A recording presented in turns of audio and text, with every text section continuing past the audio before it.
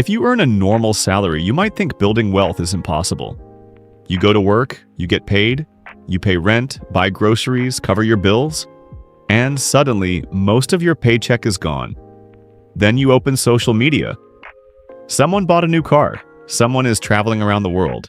Someone claims they became a millionaire before 30, and you start thinking, maybe I just don't earn enough. But here's what most people misunderstand. Building wealth isn't only about how much money you make, it's also about how much you keep, what you do with it, and how long you keep doing it. Imagine two people. One earns $100,000 a year but spends almost everything. Another earns $60,000 but consistently lives below their means and saves and invests part of every paycheck.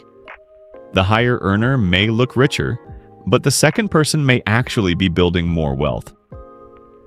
That's because wealth begins with one simple thing: the gap between what you earn and what you spend. And even if that gap starts small, repeating it month after month can change your financial life. So step 1, know where your money is actually going, not where you think it's going. Look at your spending from the last month. Housing, food, transportation, shopping, subscriptions, delivery, entertainment, fees, everything. You may discover expenses you've completely forgotten about. But this isn't about blaming your morning coffee. If you genuinely enjoy something and can afford it, that's fine. The goal is to identify spending that takes your money without adding much value to your life.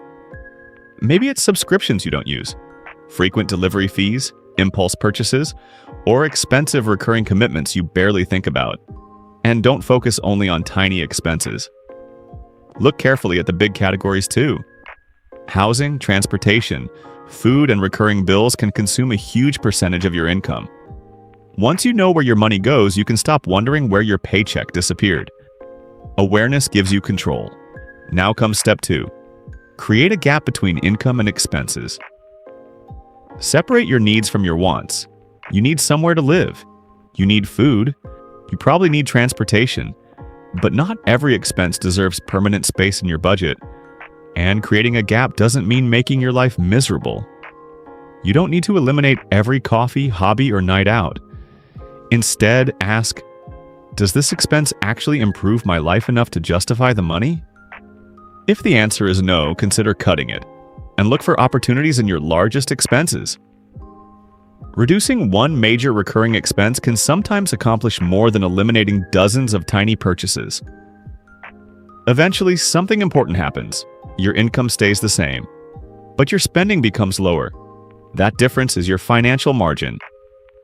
Protect it, because the moment you treat extra money as permission to spend more, the gap disappears again. Step 3. Pay yourself first.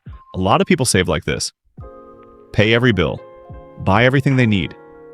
Spend throughout the month. Then save whatever remains. There's just one problem. Often, nothing remains. Reverse the process.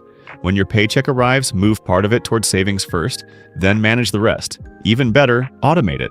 Set up an automatic transfer so saving doesn't depend on remembering, motivation, or willpower every month. And don't worry if you can't start with a huge amount. Start with something sustainable.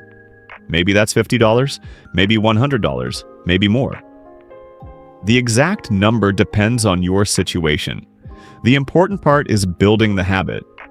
Then, whenever your income increases or your expenses decrease, consider increasing the amount. Eventually, saving stops being something you try to do. It becomes something your financial system does automatically. But there's another problem. Life doesn't care about your budget. Your car breaks, your laptop dies. Something in your home needs repairing.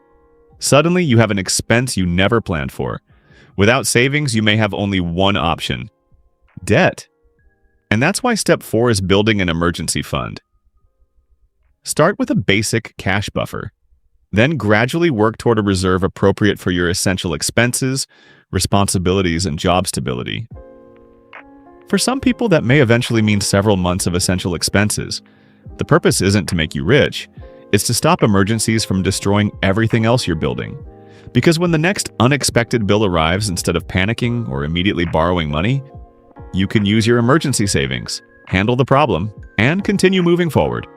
Next, Deal with expensive debt. High-interest debt can quietly work against your wealth-building efforts. You make a payment, then interest adds more cost. You make another payment, and interest keeps working, so list your debts. Understand the balances, required payments, and interest rates. Then choose a repayment strategy that you can maintain. One common approach is to make the required payments on everything while directing extra money toward the highest interest debt first. Once that debt disappears, don't immediately spend the freed up payment. Redirect it toward the next financial priority. One by one, those expensive balances can disappear. And when they do, something powerful happens. Money that used to belong to lenders can now start working toward your future. Now we reach step 6. Invest for the long term. Your emergency fund has one job, protection.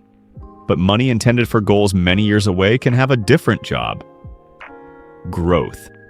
That doesn't mean gambling everything on the hottest stock or whatever investment is trending online. Long-term investing generally involves understanding your risk tolerance, diversifying and avoiding unnecessary concentration in a single investment. And you don't necessarily need thousands of dollars to begin. What matters is consistency. You invest. Another month passes. You invest again and again. Markets will rise. Markets will fall. There will be periods when your investments lose value. That's part of investing risk, but for long-term money, time can be incredibly important. Why? Because potential returns can generate additional returns. That's compounding. At first, progress may look painfully slow, but the longer the process has to work, the more meaningful compounding can potentially become. There's one more part that people sometimes ignore. You can only reduce spending so far. Eventually, you hit the floor. You still need housing, food, transportation, utilities. So instead of endlessly asking, what else can I cut? Start asking, how can I become more valuable?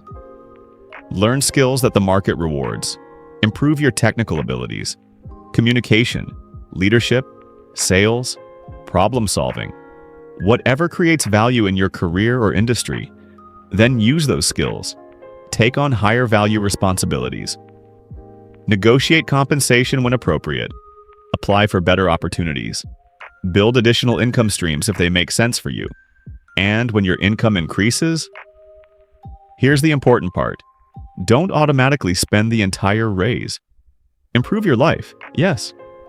But consider sending part of every increase towards savings and investments too. That's how income growth can accelerate wealth building. Now everything begins connecting. You understand your spending. So you create a gap. The gap creates savings. Savings create protection. Expensive debt decreases. More money becomes available. You invest consistently. You develop valuable skills. Your earning potential increases. And if your income grows faster than your lifestyle, the gap becomes even larger. That gives you more money to save and invest, and then you repeat the process. Month after month after month. At first, it doesn't look impressive. That's the frustrating part.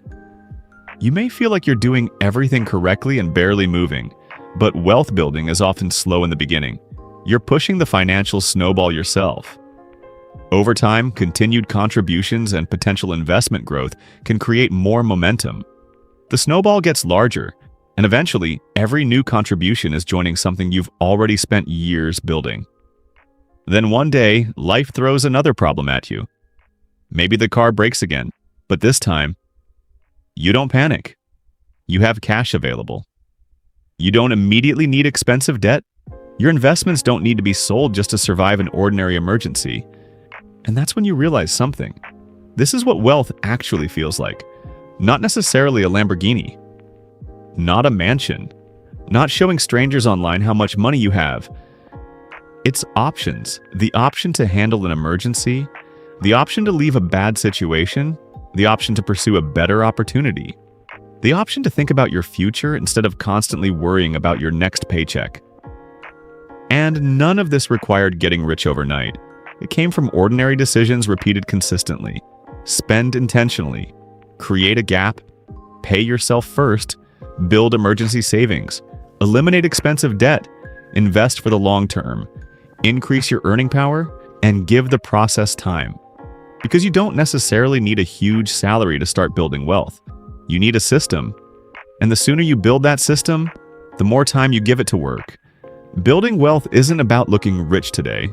It's about giving your future self more options tomorrow.